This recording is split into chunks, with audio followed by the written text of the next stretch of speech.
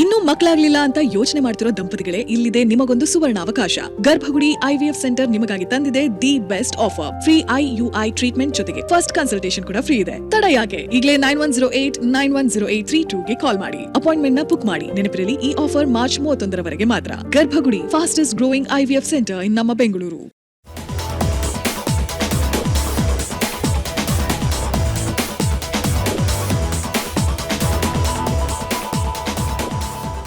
Hi friends, ಇದು mastmaga.com ನ international bulletin ಸುತ್ತು ಜಗತ್ತು. ನಾನು ಅಮರ್ ಪ್ರಸಾದ್.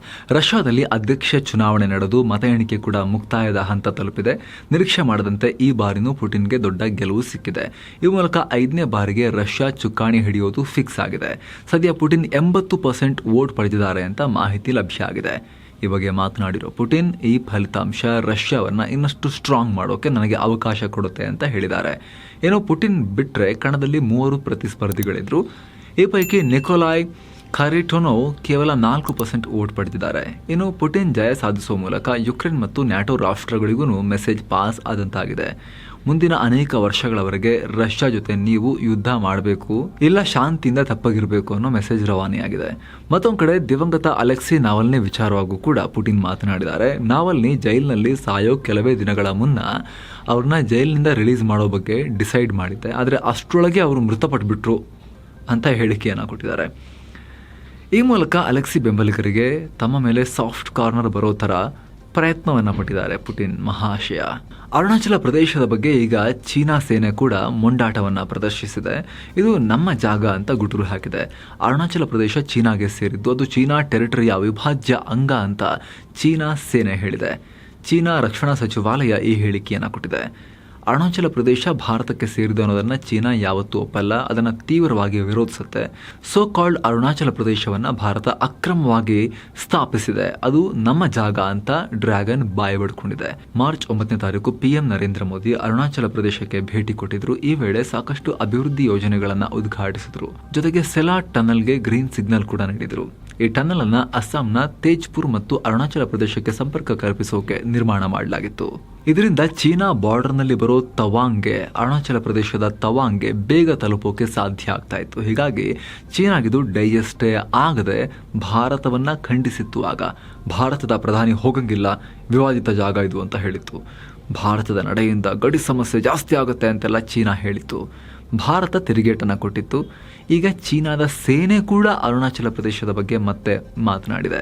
ಸ್ನೇಹಿತರೆ, ನಿಮ್ಮ ಗಮನಕ್ಕಿರಲಿ, ಇತ್ತೀಚೆಗೆ ಜಾಗತಿಕ ಥಿಂಕ್ ಟ್ಯಾಂಕ್ ರೋಸಿ ಮತ್ತು ಅಮೆರಿಕದ ಇಂಟೆಲಿಜೆನ್ಸ್ ರಿಪೋರ್ಟ್ಸ್ ಕೂಡ ಭಾರತ ಹಾಗೂ ಚೀನಾ ನಡುವೆ ಇದೇ ರೀತಿ ಗಡಿಗಲಾಟೆ ಜಾಸ್ತಿ ಆಗಿ ಯುದ್ಧ ಆಗಬಹುದು ಅನ್ನೋ ಸಂಭಾವ್ಯತೆಯನ್ನು ಹೇಳಿದರು. ಭಾರತ ಕೂಡ ಗಡಿಗೆ ಹೆಚ್ಚುವರಿಯಾಗಿ 10,000 ಸೈನಿಕರನ್ನು ರವಾನೆ ಮಾಡಿತ್ತು. ಬೇರೆ ಕಡೆಯಿಂದ ಚೀನಾ ಬಾರ್ಡರ್ ಕಳಿಸಿತ್ತು ಕಳೆದ ವಾರ. ಇದರ ನಡುವೆ ಈಗ ಚೀನಾ ಮತ್ತೆ ಅರುಣಾಚಲ ಪ್ರದೇಶ ಭಾರತದ ರಾಜ್ಯ ಅಂತಲೇ ನಾವು ಒಪ್ಪಲ್ಲ, ನಮ್ಮ ಅವಿಭಾಜ್ಯ ಅಂಗ ಅದು ಅಂತ ಚೀನಾ ಮಿಲಿಟರಿ ಕೂಡ ಈಗ ಹೇಳಿಕೆಯನ್ನು ಕೊಟ್ಟಿದೆ ವಿದೇಶಾಂಗ ಇಲಾಖೆಯ ಬಳಿಕ. ಹೈಜಾಕ್ ಆಗಿದ್ದ ಮಾಲ್ಟಾ ಧ್ವಜದ ವ್ಯಾಪಾರಿ ಹಡಗನ್ನ ಯಶಸ್ವಿಯಾಗಿ ರಕ್ಷಣೆ ಮಾಡಿದ ನಂತರ ಈಗ ಭಾರತೀಯ ನೌಕಾಪಡೆ ಕಡಲ್ಗಳ್ಳರನ್ನ ತಮ್ಮ ಕಸ್ಟಡಿಗೆ ತಗೊಂಡಿದ್ದಾರೆ.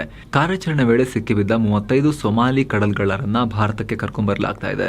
ಭಾರತದ ಕಾನೂನು ಅಡಿಯಲ್ಲಿ ಈ ಬಂಧಿತ ಕಡಲ್ಗಳ್ಳರಿಗೆ ಸೂಕ್ತ ಕಾನೂನು ಕ್ರಮ ಜಾರಿ ಮಾಡಲಾಗುತ್ತೆ ಅಂತ ಅಧಿಕಾರಿಗಳು ಹೇಳಿದ್ದಾರೆ. ಈ ಬಗ್ಗೆ ಮಾಹಿತಿ ನೀಡಿರುವ ಭಾರತೀಯ ನೌಕಾಪಡೆಯ ಅಧಿಕಾರಿಗಳು, ಭಾರತದಲ್ಲಿ ಕಡಲ್ಗಳ್ಳತನ ವಿರೋಧಿ ಕಾಯ್ದೆ ಇದೆ, ಇದರ ಅಡಿಯಲ್ಲಿ ಇಂತಹ ಪ್ರಕರಣಗಳ ವಿಚಾರಣೆ ನಡೆಸಲಾಗುತ್ತೆ. ಸಾಮಾನ್ಯವಾಗಿ ಈ ಮೂಲಕ ಕಡಲ್ಗಳ್ಳರು ಇತರೆ ವ್ಯಾಪಾರಿ ಹಡಗುಗಳಿಗೆ ಯಾವುದೇ ರೀತಿ ಅಪಾಯ ಉಂಟು ಮಾಡದಂತೆ ಇವರ ಬಳಿ ಇರೋ ಎಲ್ಲ ಶಸ್ತ್ರಾಸ್ತ್ರಗಳನ್ನು ವಶಕ್ಕೆ ಪಡೆಯಲಾಗುತ್ತೆ. ನಂತರ ಕಸ್ಟಡಿಗೆ ತೆಗೆದುಕೊಂಡ ಕಡಲ್ಗಳ್ಳರನ್ನ ವಾಪಸ್ ಕಳಿಸಲಾಗುತ್ತೆ. ಆದರೆ ಈ 35 ಕಡಲ್ಗಳ್ಳರು ತಮ್ಮ ಯುದ್ಧ ನೌಕೆ ಮೇಲೆ ಗುಂಡಿನ ದಾಳಿ ಮಾಡಿದ್ದಾರೆ. ಇವ್ರನ್ನ ಸುಮ್ಮನೆ ಹೋಗೋಕೆ ಬಿಟ್ರೆ ಪುನಃ ಇವರೆಲ್ಲ ಸೇರಿ ಒಂದು ಗುಂಪು ಮಾಡಿಕೊಂಡು ಮತ್ತೆ ಕಡಲಲ್ಲಿ ಕಾಟ ಶುರು ಮಾಡ್ತಾರೆ ಅಂತ ಹೇಳಿದ್ದಾರೆ. ಮತ್ತೊಂದು ಕಡೆ ಭಾರತದ ಸಮುದ್ರ ಕಾರ್ಯಾಚರಣೆಗಳಿಗೆ ಜಾಗತಿಕವಾಗಿ ಶ್ಲಾಘನೆ ವ್ಯಕ್ತವಾಗಿದೆ. ಹೈಜಾಕ್ ಆಗಿದ್ದ ವ್ಯಾಪಾರಿ ಹಡಗನ್ನ ನಿನ್ನೆಯಷ್ಟೇ ಭಾರತ ಕಾಪಾಡಿತ್ತು. ಅದರಲ್ಲಿದ್ದ 7 ಬಲ್ಗೇರಿಯಾ ಮೂಲದ ಸಿಬ್ಬಂದಿಯನ್ನ ರಕ್ಷಣೆ ಮಾಡಿತ್ತು. ಇದಕ್ಕೆ ಈಗ ಬಲ್ಗೇರಿಯಾ ಥ್ಯಾಂಕ್ಸ್ ಹೇಳಿದೆ. ಯಶಸ್ವಿಯಾಗಿ ಕಾರ್ಯಾಚರಣೆ ನಡೆಸಿ ನಮ್ಮ ಪ್ರಜೆಗಳ ರಕ್ಷಣೆ ಮಾಡಿರುವುದಕ್ಕೆ ಭಾರತೀಯ ನೇವಿಗೆ ಕೃತಜ್ಞತೆಗಳು ಅಂತ ಬಲ್ಗೇರಿಯಾ ವಿದೇಶಾಂಗ ಸಚಿವೆ ಮಾರಿಯೋ ಗ್ಯಾಬ್ರಿಯಾಲ್ ಹೇಳಿದ್ದಾರೆ. ಇದಕ್ಕೆ ಭಾರತ ವಿದೇಶಾಂಗ ಸಚಿವ ಜೈಶಂಕರ್ ಪ್ರತಿಕ್ರಿಯೆ ಕೊಟ್ಟಿದ್ದಾರೆ. ಫ್ರೆಂಡ್ಸ್ ಇರೋದೇ ಇಂಥ ಕೆಲಸಕ್ಕಲ್ವಾ, ಸಹಾಯಕ್ಕಲ್ವಾ ಅಂತ ರಿಪ್ಲೈ ಮಾಡಿದ್ದಾರೆ.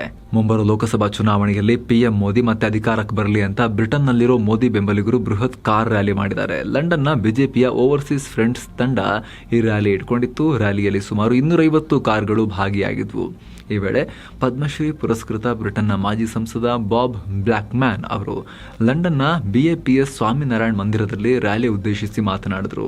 ರ್ಯಾಲಿ ವೇಳೆ ಭಾರತದ ತ್ರಿವರ್ಣ ಧ್ವಜ ಹಾಗೂ ಬಿಜೆಪಿ ಧ್ವಜಗಳನ್ನು ಹಿಡಿದು ಮೋದಿ ಬೆಂಬಲಿಗರು ರ್ಯಾಲಿಯಲ್ಲಿ ಪಾಲ್ಗೊಂಡಿದ್ರು.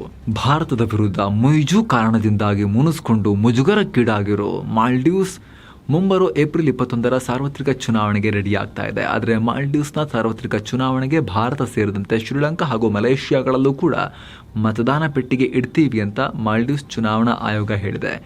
ಕೇರಳದ ತಿರುವನಂತಪುರಂ, ಶ್ರೀಲಂಕಾ ಮತ್ತು ಮಲೇಷ್ಯಾ ದೇಶಗಳಿಂದ ತಲಾ ಮಾಲ್ಡೀವ್ಸ್ನ 150 ಪ್ರಜೆಗಳು ಮತದಾನಕ್ಕೆ ನೋಂದಣಿ ಮಾಡಿದ್ದಾರೆ.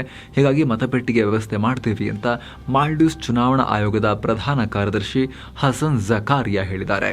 ಅಲ್ಲದೆ ಬ್ರಿಟನ್, UAE ಹಾಗೂ ಥೈಲ್ಯಾಂಡ್ಗಳಲ್ಲಿ ಕಳೆದ ಬಾರಿಗಿಂತ ಕಮ್ಮಿ ಜನ ಮತದಾನಕ್ಕಾಗಿ ನೋಂದಣಿ ಮಾಡಿಕೊಂಡಿದ್ದಾರೆ. ಹೀಗಾಗಿ ಆ ರಾಷ್ಟ್ರಗಳಲ್ಲಿ ಮತಪೆಟ್ಟಿಗೆಗಳನ್ನು ಅಳವಡಿಕೆ ಮಾಡಲ್ಲ ಅಂತ ಹೇಳಿದ್ದಾರೆ. ಮಾಲ್ಡೀವ್ಸ್ನಲ್ಲಿ ಏಪ್ರಿಲ್ 21ನೇ ತಾರೀಕು ಎಲೆಕ್ಷನ್ ನಡೆಯಲಿದ್ದು ಅದರ ಭಾಗವಾಗಿ ಈ ಕ್ರಮ ಕೈಗೊಳ್ಳಲಾಗಿದೆ. ಸ್ಪೇಸ್ ಫೋರ್ಸ್ ಅಥವಾ ಬಾಹ್ಯಾಕಾಶ ಪಡೆ ಹೊಂದೋ ಬಗ್ಗೆ ಎಲ್ಲ ದೇಶಗಳು ತೀವ್ರ ಪ್ರಯತ್ನ ಮಾಡುತ್ತಿದ್ದಾರೆ. ಇದಕ್ಕೆ ಸಂಬಂಧಪಟ್ಟಂತೆ ಅಮೆರಿಕದಲ್ಲಿ ಆಗಿರೋ ಇಂಪಾರ್ಟೆಂಟ್ ಬೆಳವಣಿಗೆಗೆ ನೋಡ್ತಾ ಇದ್ದೀವಿ. ಟೆಕ್ ದಿಗ್ಗಜ ಎಲಾನ್ ಮಸ್ಕ್ರ ಬಾಹ್ಯಾಕಾಶ ಕಂಪನಿ ಸ್ಪೇಸ್ ಎಕ್ಸ್ ಸೀಕ್ರೆಟ್ ಆಗಿ ಅಮೆರಿಕದ ಗುಪ್ತಚರ ಸಂಸ್ಥೆಗೆ ಸಹಾಯ ಮಾಡ್ತಾ ಇದೆ. ಮಸ್ಕ್ ಕಂಪನಿ ಸ್ಪೈಸ್ ಸ್ಯಾಟಲೈಟ್ಗಳ ನಿರ್ಮಾಣ ಮಾಡ್ತಿದೆ ಅನ್ನೋ ಮಾಹಿತಿ ಹೊರಬಿದ್ದಿದೆ. ಮಸ್ಕ್ ಅಮೆರಿಕ ಸರ್ಕಾರದೊಂದಿಗೆ 2021ರಲ್ಲಿ ಸ್ಪೈಸ್ ಸ್ಯಾಟಲೈಟ್ ನಿರ್ಮಾಣಕ್ಕೆ ಸೀಕ್ರೆಟ್ ಡೀಲ್ ಮಾಡಿಕೊಂಡಿದ್ರು. ಒಟ್ಟು $1.8 ಬಿಲಿಯನ್ ಅಂದರೆ 14.9 ಸಾವಿರ ಕೋಟಿ ರೂಪಾಯಿ ಮೌಲ್ಯದ ಒಪ್ಪಂದ ಇದಾಗಿತ್ತು. ಈ ಸೀಕ್ರೆಟ್ ಡೀಲ್ ಪ್ರಕಾರ ಭೂಮಿಯ ಲೋವರ್ ಆರ್ಬಿಟ್ ಅಥವಾ ಭೂಮಿಯ ಹತ್ತಿರದ ಕಕ್ಷೆಯ ಸ್ಪೈ ಸ್ಯಾಟಲೈಟ್ ಜಾಲವನ್ನು ಸ್ಪೇಸ್ ಎಕ್ಸ್ ನಿರ್ಮಾಣ ಮಾಡ್ತಾ ಇದೆ. ಈ ಸ್ಯಾಟಲೈಟ್ಗಳು ಜಗತ್ತಿನ ಎಲ್ಲ ಕಡೆಯಿಂದ ಬರೋ ಸಂಭಾವ್ಯ ಟಾರ್ಗೆಟ್ಗಳನ್ನು ವೇಗವಾಗಿ ಗುರುತಿಸುತ್ತೆ. ಈ ಮೂಲಕ ಅಮೆರಿಕದ ಸೇನೆಗೆ ಟೆಕ್ನಿಕಲ್ ಎಡ್ಜ್ ಕೊಡುತ್ತೆ, ಇದು ಅಡ್ವಾಂಟೇಜ್ ಕೊಡುತ್ತೆ ಅಂತ ಹೇಳಲಾಗ್ತಾ ಇದೆ.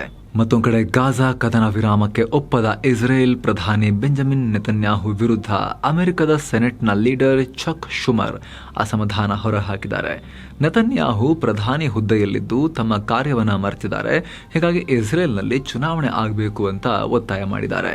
ಈ ಹೇಳಿಕೆಗೆ ಅಮೆರಿಕ ಅಧ್ಯಕ್ಷ ಜೋ ಬೈಡೆನ್ ಕೂಡ ಸಹಮತ ವ್ಯಕ್ತಪಡಿಸಿ ಯುದ್ಧದಲ್ಲಿ 100 ಜನ ಪ್ರಾಣ ಕಳ್ಕೊಳ್ತಿದ್ದಾರೆ ಅಂತ ಕಳವಳ ವ್ಯಕ್ತಪಡಿಸಿದ್ದಾರೆ.